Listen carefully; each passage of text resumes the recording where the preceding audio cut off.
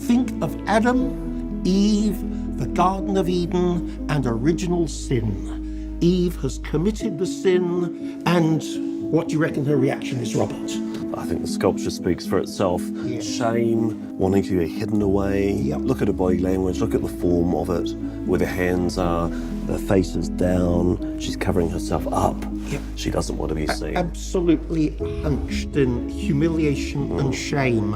And this is original sin. It's very much about the condition of humanity, us as humans. And this is what Rodin did. He moved away from the classical tradition, which made people look more beautiful than they ever really were, to, if you like, stripping away to get to the truth, the psychological truth, the body language. The questions that have been asked of it, is the patina correct? Yep.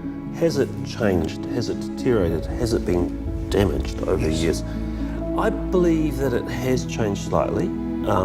There's been some marks which have been a bit unfortunate, but it is correct to the point of manufacture. It is correct, and this is the work that you've done, to how the artist envisioned this sculpture. Yes.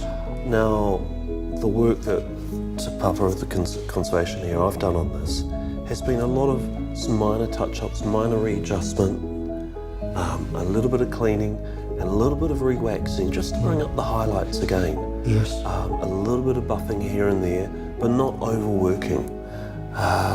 It's an interesting surface.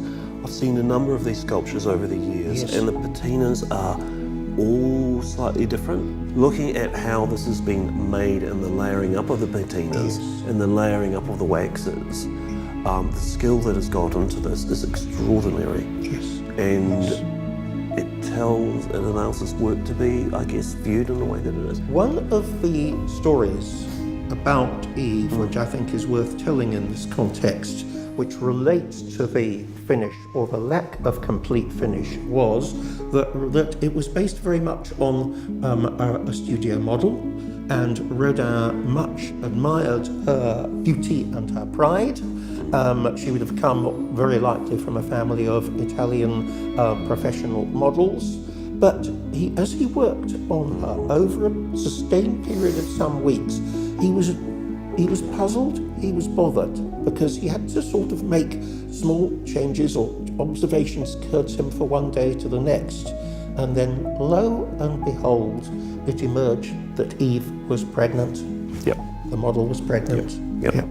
We also see how Rodin's message about the human condition and Eve's shame, it's not confined to Aotearoa, New Zealand. It appeals to everyone in the world. Everyone in the world can relate to it.